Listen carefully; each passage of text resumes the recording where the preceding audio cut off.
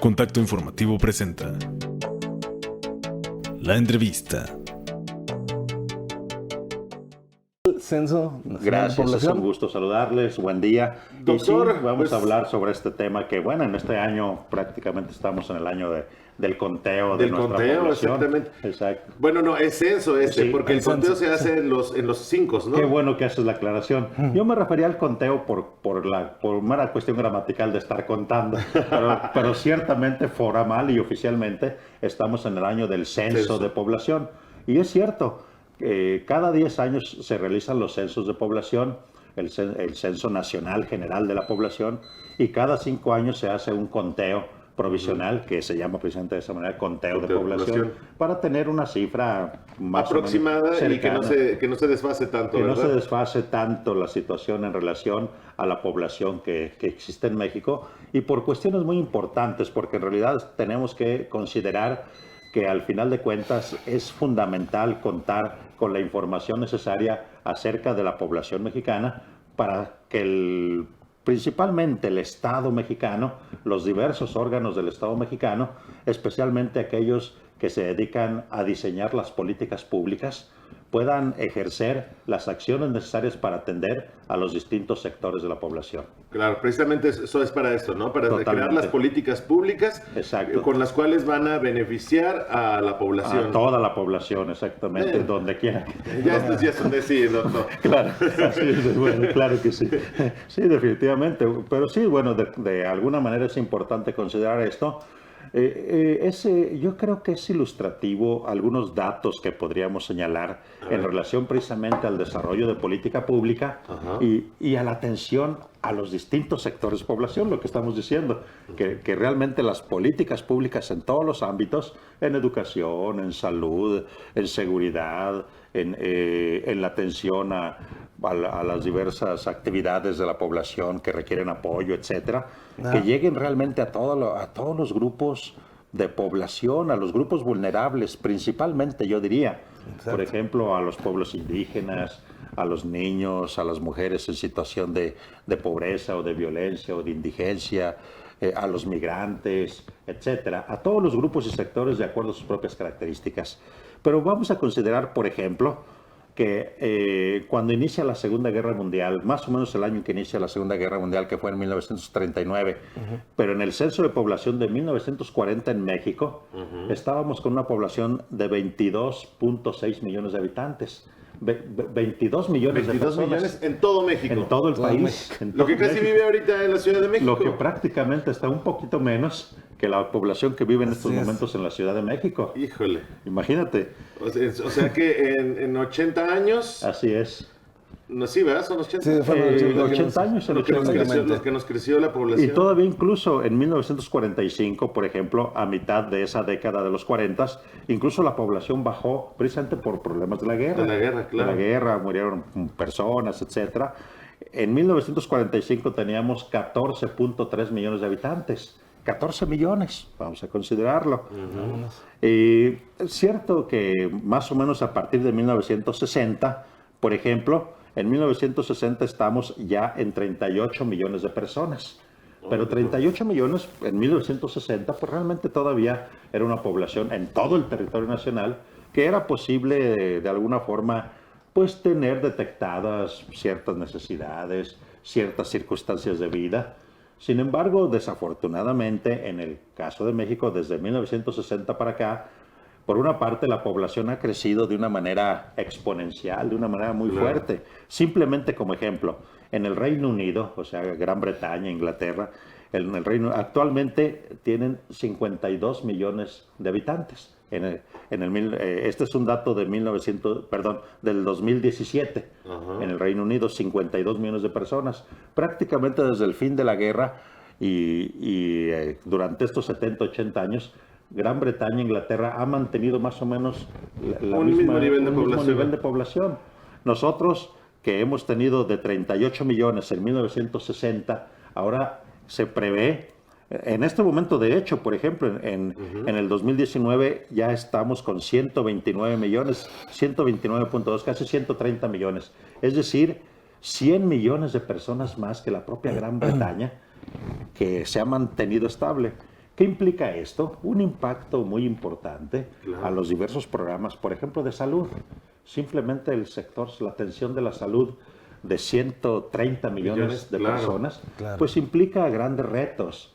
Por eso es que es muy importante. Por una parte, la propia Constitución Política establece la existencia de diversos organismos constitucionales autónomos, entre ellos el artículo 26 de la Constitución Política Mexicana señala que el Estado mexicano contará con un Sistema Nacional de Información Estadística y Geográfica, que es muy importante su trabajo porque, por una parte, por disposición de la propia Constitución, los datos de este sistema de información estadística y geográfica son los únicos considerados oficiales. Ningún otro organismo que haga conteos, mediciones de población, evolución del índice demográfico, lo que sea, cualquier otro organismo, pues será información meramente ilustrativa o informativa. Claro. Pero los únicos datos oficiales serán los del Sistema Nacional de Información Estadística y Geográfica, que conocemos como INEGI, que se concreta en el Instituto precisamente Nacional de Estadística, Geografía e Informática. Entonces, de alguna manera, esto es muy importante porque nos permite coordinar las acciones en materia de población y en materia de estadística para que, como decíamos hace un momento, se pueda tener la información, las herramientas necesarias para que en la toma de decisiones se puedan desarrollar los lineamientos que se requieren dirigidos a todos los sectores de población. Y esto, digamos, y en otro momento podríamos hablar un poco más, con más detalle, se plasma fundamentalmente en el sistema de planeación del desarrollo, es decir, en el llamado Plan Nacional de Desarrollo, que de alguna forma podríamos decir que todas esas, actividades que realiza el Sistema Nacional de Información Geográfica y Estadística viene a ser el insumo fundamental para que en su momento, cuando se desarrolla el plan que sabemos es sexenal, es de cada administración, el Plan Nacional de Desarrollo, pues ese sí contenga, ahí sí, el programa específico dirigido, por ejemplo, al grupo de madres solteras de México, al grupo de adultos mayores, al grupo de personas, población indígena, por ejemplo, o incluso el apoyo al sector empresarial en la parte que corresponda, es decir, a todos los grupos de la población. Es muy importante y de alguna manera este censo de población pues nos va a actualizar las características de cómo somos los mexicanos. Doctor, hace precisamente 5 años hubo ahí algunos ligeros cambios precisamente en lo que fue el conteo. Así es. En cuanto a los bancos de preguntas que hacía el propio INEGI, y situación por la que el Coneval pues también se inconformó por este mismo motivo, por la situación de que ya no era medible lo que ellos medían. Exacto. Y hablaban, había serias críticas al respecto de que no se iba a poder dar continuidad a muchos programas porque no se tenía ni siquiera la medición porque se habían cambiado precisamente estos campos. Ajá, exacto. ¿Podemos conocer qué es lo que va a preguntar específicamente el INEGI en esta ocasión o así, si hay forma de saberlo? El INEGI tiene diseñados, de hecho, elementos prácticamente para recabar la información que en su momento va a implicar no solamente llegar a una casa y preguntarles cuántas personas viven aquí, sino incluso... La vista también. Sí, pero también obtener información acerca de sus edades, de sus actividades, si son estudiantes, si trabajan, en qué lugar trabajan, los ingresos, los ingresos de las personas, etcétera. Y toda esta información se va estableciendo precisamente en sistemas estadísticos para cruzar toda esta información y poder prácticamente tener una especie de radiografía de la población mexicana, que involucrará prácticamente todos los elementos de la vida cotidiana de los mexicanos,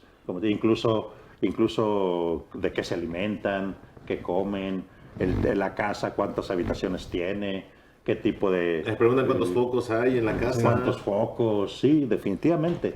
Digamos, son elementos que resultan fundamentales porque cada sector, cada área del poder público, especialmente de la administración pública, del poder ejecutivo, porque por una parte hay que tener en cuenta en relación a esto de que los órganos del poder público, cada uno tiene una facultad muy concreta, muy general, pero a la vez que esa facultad general pues se desglosa en muchísimas acciones.